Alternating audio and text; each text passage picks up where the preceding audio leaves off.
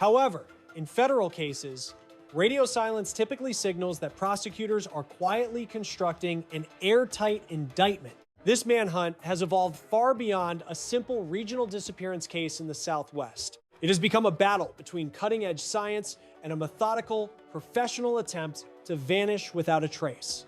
That figure on the veranda exposed his face, his facial hair, and potentially his genetic code on that abandoned hand covering. While court dates and legal motions loom on the horizon, the task force currently remains glued to that surveillance video. Detectives are hunting for the individual holding the antenna and the accomplice waiting inside the vehicle. Above all, they seek the split second where the scheme unraveled. The wilderness is massive, but it has boundaries. Time will tell what secrets the next 30 days bring to light. Down in a silent corner of Arizona, local statutes dictate how dark the night gets. You won't find glaring streetlights or porch beams, only a man-made void offering complete concealment. It was within this intentional gloom that Nancy Guthrie vanished into thin air. Whoever did this didn't just get lucky. This heist leveraged the very blueprints of the place, plotted with exactitude, carried out without a hitch, and crafted to stay off the grid. A full month has dragged on since she went missing. But asking about her location isn't the main riddle anymore. We need to figure out how someone gets wiped from a fortified house without a scrap of evidence left behind. The key might hide in a fragment nobody noticed, a specific item snagged by a lens for barely a heartbeat. Nancy Guthrie's case has officially hit the 30-day mark, a point where trails usually go cold and leads dry up. Yet, the case files suggest things are actually heating up. What started as a neighborhood mystery in a quiet enclave has morphed into a major federal manhunt. Looking at the clock, things seem straightforward enough. Nancy was inside her own house in the pre-dawn hours. One moment she was present, and the next, she simply ceased to be there. Nobody heard a tussle, no glass shattered, and not a single cry pierced the silence of the night. Detectives believe the person or people behind this knew their way around in a way that gives you the creeps. They had the floor plan memorized, they tracked her habits. Above all, they understood the terrain. That district enforces tight rules on illumination to keep the stars visible overhead. Locals see it as a lifestyle perk. Kidnappers see it as strategic cover. At first, the quiet nature of the crime suggested bad luck. However, once experts dissected the landscape and the clean break-in, the story changed. Everything about this screamed professional job. The lingering puzzle asks how they transported her from a lockdown property to a getaway car with 0 eyeballs on them. Detectives were on the verge of uncovering a clue proving the suspects tracked more than just the building. They had eyes on the surveillance feeds. Once day 31 hit, the priority switched from what happened to the mechanics of the act. Seasoned pros on the file point out that in our world of constant recording, disappearing is nearly impossible. Still, the individual behind Nancy's abduction apparently grasped precisely where the electronic eyes couldn't reach. Police files depict a scenario where the setting itself became a weapon. The absence of street lamps wasn't an obstacle. It served as the main asset for the snatch. It provided cover for maneuvering in what tacticians refer to as absolute shadow. Then you have the video evidence. A shape appeared by the entryway.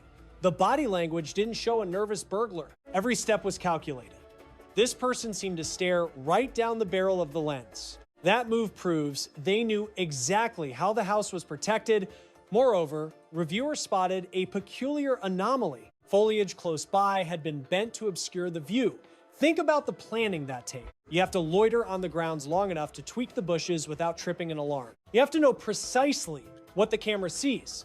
Police started wondering if this was a solo act or a team play. Getting a grown woman from her living room to a truck, keeping her quiet and moving through a pitch-black subdivision takes serious muscle and timing. That kind of heavy lifting usually demands a pair of hands, one to subdue the victim and another to drive the getaway.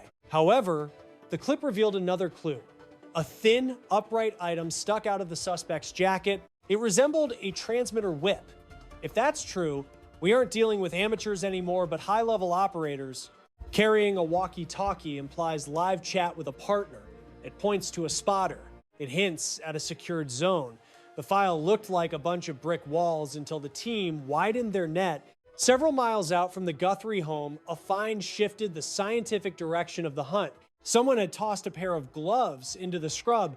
They looked like garbage at first, yet the lab techs spotted a link right away. The make and model of that gear aligned perfectly with what the prowler wore on the porch tape. Detectives expedited the evidence to the crime lab, praying for genetic material that would spit out a suspect. They compared the biological markers against federal records. The report returned with 0 hits. Even so, drawing a blank in the system doesn't render the find worthless. Basically, it implies our suspect has a clean slate with 0 felonies or previous arrests that would necessitate a DNA swab. From a detective standpoint, this guy is a total phantom without any trace of a rap sheet to track him down.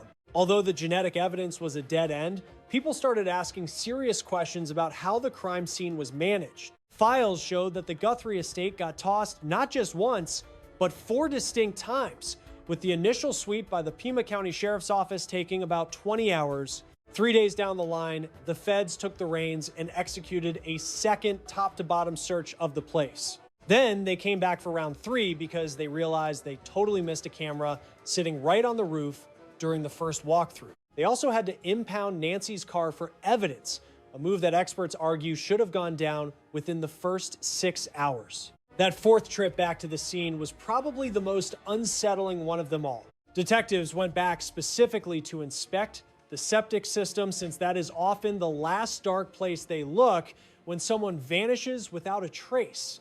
Each time you reopen a crime scene, you are gambling with the reliability of whatever evidence might still be there. Lawyers love to jump on these repeat visits to claim contamination, suggesting cops might have planted or shifted things around. The gold standard is a strict lockdown with a single entry point and one continuous sweep until the job is done. That clearly did not occur in this case. While the digital side of things was starting to get really intense, tech squads were scrambling to pull information from local hard drives that were not connected to any cloud server. This demanded a painstaking review of broken data frame by frame, but it eventually produced a sharper shot of the guy on the porch.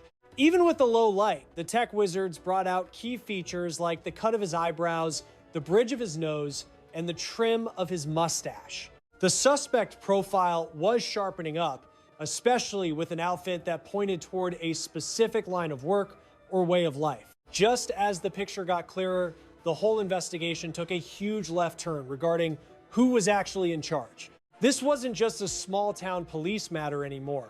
Insiders confirmed the file was getting bumped from the Tucson satellite branch up to the main Phoenix field office, which is definitely not standard procedure. It represents a huge escalation, with reports stating that about 100 federal agents are now working the file. To give you some context, most major kidnapping cases get worked by a tiny fraction of that manpower. Throwing that many resources at it implies the feds are sitting on intel the rest of us don't have yet. They aren't merely hunting for a lost soul, they are tracking a whole network.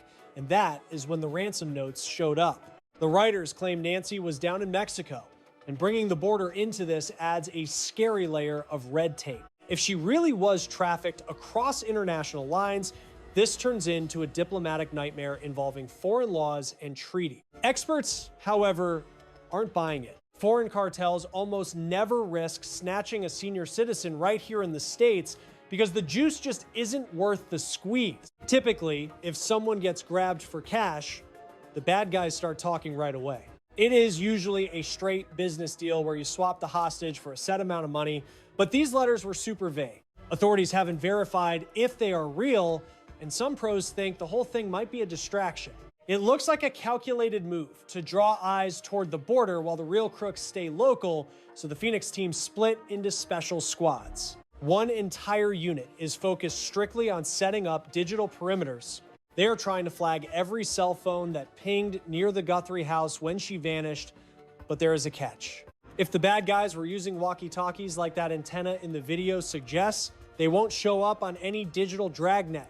They would be ghosts to modern tech, forcing detectives to rely on old-school shoe leather, like knocking on doors and talking to neighbors. Officers have been chatting up locals way outside the immediate blast radius of the crime scene. They are hunting for a lookout car that might have been idling miles down the road. Footage is still their best shot at breaking this thing open.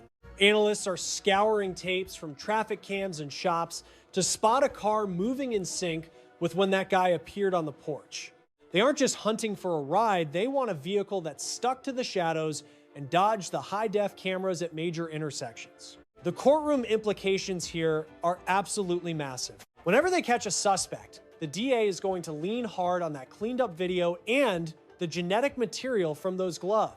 Moving the file to the Phoenix Bureau means they can now tap into some of the most sophisticated crime labs on the planet. Those labs can do a whole lot more than just clean up a blurry picture. Tech specialists can utilize optical flow tech to calculate a subject's exact build and mass by tracking pixel motion. Forensics teams also scrutinize the gait, that distinctive walking cadence which identifies a human just as reliably as a fingerprint. Yet, the bureaucratic lag regarding the initial sweep of the residence continues to raise serious questions. Should the victim's car or that roof-mounted camera hold biological evidence, waiting 3 days to process them might create a massive legal headache. Then there is the forensic genealogy angle. With the federal criminal database coming up empty, detectives could pivot to consumer ancestry sites. Cross-referencing genetic material from those dropped gloves against public family trees allows them to hunt for distant cousins. It is the exact methodology that brought down the Golden State Killer, though the process is notoriously sluggish. Despite the high cost, it is frequently the sole option for catching a phantom. Entering month 2, the probe hits a pivotal stage. Having 100 feds on the ground implies that a major breakthrough is imminent, yet the community stays in limbo, waiting for the upcoming weeks to yield fruit from digital enhancements and geofence warrants. Identifying a specific vehicle would kick the entire operation into high gear immediately. The family has posted heart-wrenching updates, acknowledging the grim statistic that survival odds drop with every setting sun.